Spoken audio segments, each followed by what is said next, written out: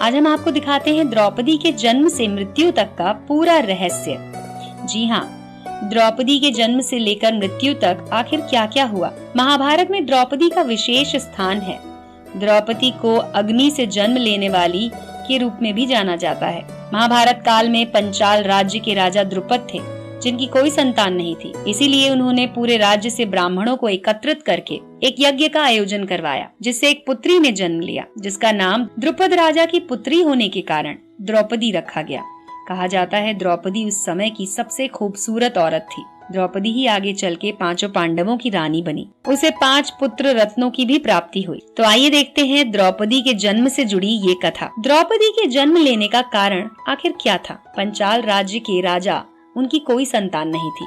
उन्होंने एक हवन करवाया, एक पुत्री की प्राप्ति हुई, जिसका नाम उन्होंने द्रौपदी रखा। इसके साथ ही एक पुत्र भी प्राप्त हुआ, जिसका नाम रखा गया धृष्टद्युम्न। द्रौपदी के जन्म लेते ही आकाश में आकाशवाणी हुई, ये पुत्री कुरु वंश के साम्राज्य का पतन का कारण बनेगी। इसीलिए कहा जाता है कि द्रौपदी का जन्म कौरव वंश के नाश के लिए ही हुआ था। द्रौपदी का स्वयंवर कुछ इस प्रकार था कि जब राजा अपनी पुत्री द्रौपदी का विवाह एक कुशल योग्य वर से करवाना चाहते थे, जिसके लिए उन्होंने स्वयंवर का आयोजन करवाया, जिसमें उन्होंने महल के कमरे में खंबा खड़ा करवाया, जिस पर एक गोले में एक मछली बांधी गई। इस मछली के नीचे एक पात्र में तेल रखा गया। राजा द्रुपद की शर्त थी कि जो भी इस पात्र में देखकर मछली की आंख को निशाना लगाएगा, उसी से वो अपनी पुत्री का विवाह कर देंगे। इस स्वयंवर में देश के सभी राजा और युवराजों को आमंत्रित किया गया। सभी इस शर्त को पूरा करने में सफल नहीं हो पाए। अंत में श्री कृष्ण की आज्ञा से अर्जुन ने इसे पूरा किया और मछली की आंख में निशाना लगा दिया।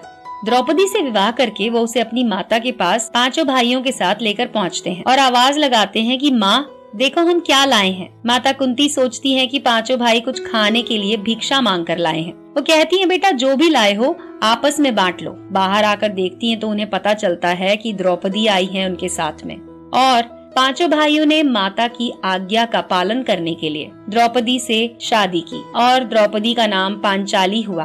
5 पतियों की पत्नी दुर्योधन और उसके मामा शकुनी ने युधिष्ठिर से राज्य छीनने के लिए, द्रौपदी से बदला लेने के लिए एक द्रुत कीड़ा का आयोजन किया। युधिष्ठिर को आमंत्रण भेजा गया। युधिष्ठिर इस खेल में खुद के साथ 4 भाइयों, पूरे राज्य और द्रौपदी को भी जुए में हार जाते हैं। जिसके बाद दुर्योधन ये आदेश देता है कि द्रौपदी को बाल पकड़कर सभा में लाया जाए और उसे उसकी दासी बनाया जाए। बड़े भाई से आदेश पाकर दुशासन द्रौपदी को सभा में लाता है और उसके कपड़े यानी कि उसकी साड़ी खींचना शुरू कर देता है, जिससे भयभीत होकर द्रौपदी श्री कृष्ण को स्मरण करती है और श्री कृष्ण द्रौपदी की लाज बचाने के लिए दुशासन को उसकी गलती की सजा देने के लिए साड़ी को बढ़ाते जाते हैं, जिससे दुशासन साड़ी खींचते खींचते थक जाता है, लेकिन द्रौपदी की साड़ी खत्म नहीं होती है और द्रौपदी की लाज भरी सभा में बच जाती है। इसके बाद इस बात से दुखी होकर भीम शपथ लेते हैं कि जब तक वो दुशासन की छाती का खून नहीं पिएंगे और दुर्योधन की जंघा को अपनी गदा से तोड़कर नष्ट नहीं कर देंगे, तब तक वो शांत नहीं बैठेंगे। द्रौपदी भी शपथ लेती है कि वो दुर्योधन के खून से अपने बालों को धोएगी और उसके बाद ही अपने बालों को बांधेगी। इसके बाद है अलग एक और कथा। जी हाँ, आपने हमेशा कुत्तों को खुले में सहवास करते हुए देखा होगा।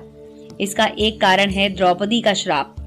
महाभारत काल में द्रौपदी ने कुत्तों को श्राप दिया था और अंत में दोस्तों द्रौपदी की मृत्यु आखिर कैसे हुई। द्रौपदी की मौत से जुड़ा हुआ ये रहस्य है कि पांडव राजपाट त्याग करके मोक्ष की प्राप्ति के लिए स्वर्ग की यात्रा पर निकलते हैं। रास्ते में पांडवों के साथ एक कुत्ता भी यात्रा पर चल रहा होता है। स्वर्ग की यात्रा करते समय नदियां, पहाड़, मैदान यात्रा करते करते लाल सागर तक पहुँचते हैं, लेकिन अर्जुन लालचवश अपने धनुष गांडीव को त्याग नहीं कर पाते, जिससे यहाँ अग्निदेव प्रकट होते हैं और अर्जुन को गांडीव को त्याग करने का आदेश